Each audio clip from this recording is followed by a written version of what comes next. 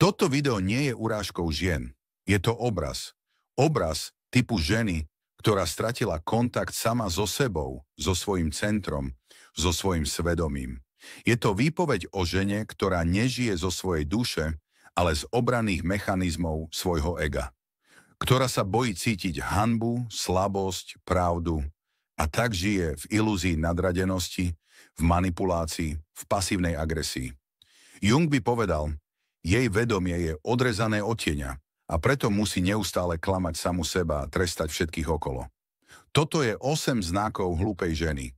Nie v zmysle nízkeho IQ, ale v zmysle psychickej nezrelosti, povrchnej existencie a nepriznanej bolesti. A áno, žiť s takou ženou je peklo. Prvý znak – neschopnosť prevziať zodpovednosť.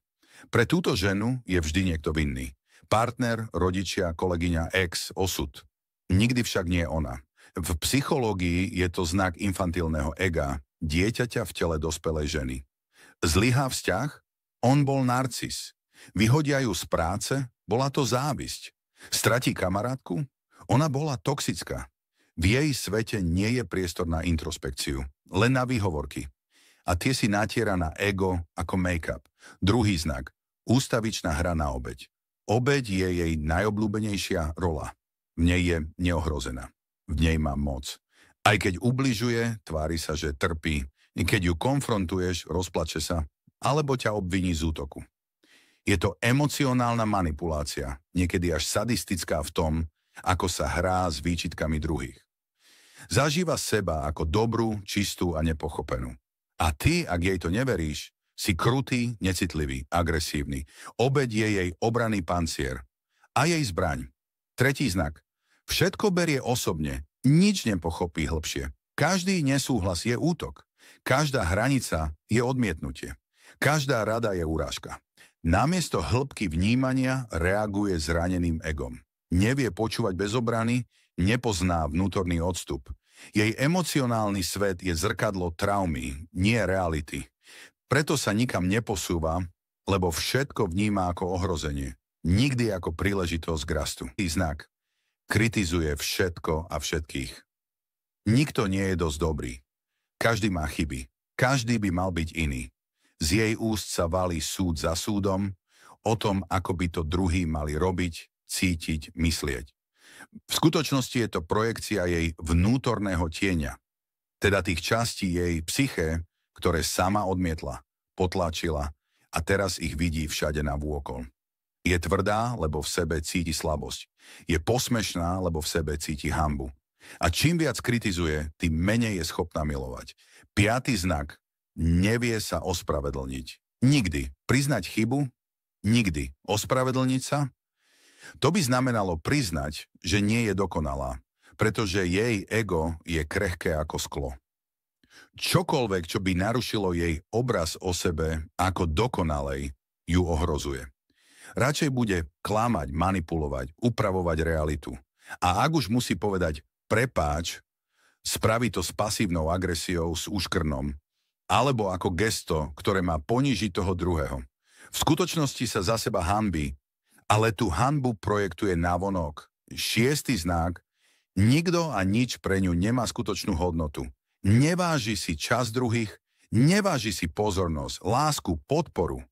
Keď niečo dostane, buď to zneužije, alebo znehodnotí. Keď niečo stratí, zrazu sa tvári, že jej to nikdy nechýbalo. Psychologicky trpí neschopnosťou vďačnosti. Je to obranný mechanizmus pred závislosťou, pretože ak by si niečo priznala ako cenné, musela by priznať, že jej to chýba. A to boli 7. znak. Má zmrazenú sebareflexiu. Nie je schopná pozrieť sa na seba z odstupu. Každá spätná väzba ju ničí alebo rozbesní. Chýba jej kontakt so svedomím, so srdcom, so sedením v tichu. Hovorí o duchovne, ale žije len mentálne koncepty. Nevidí, ako ubližuje. Nechce vidieť. Jung by povedal, vedomie bez tieňa. Teda vedomie, ktoré žije v ilúzii svetla, kým v podzemí rastie tieň. A raz si ten tieň príde po svoju daň. 8. znak. Jej prítomnosť ničí integritu iných.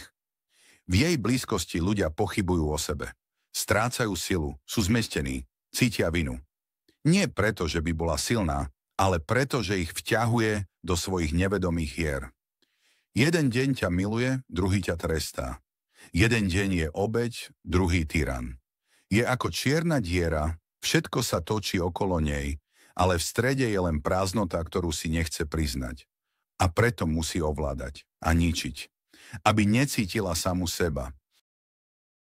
Ako sme vraveli, hlúpa žena nie je žena bez intelektu. Je to žena, ktorá odmietla psychologicky dospieť. Zostala vo fáze obranného prežívania, kde je svet plný nepriateľov. Kde láska je nástroj, kde chyba je smrť. A kým nezačne pozerať dnu do seba, nielen očami ega, ale cez bolesť, hanbu, zodpovednosť a pravdu, bude stále žiť ako maska, nie ako autentická bytosť. Nie je to tvoja vina, ak si takou ženou bol zranený, ale je tvoja zodpovednosť, ak s ňou zostávaš. Lebo život s nevedomou ženou nie je láska, je to psychická vojna. Ak ťa video zaujalo, nezabudni dať odber, like a komentár.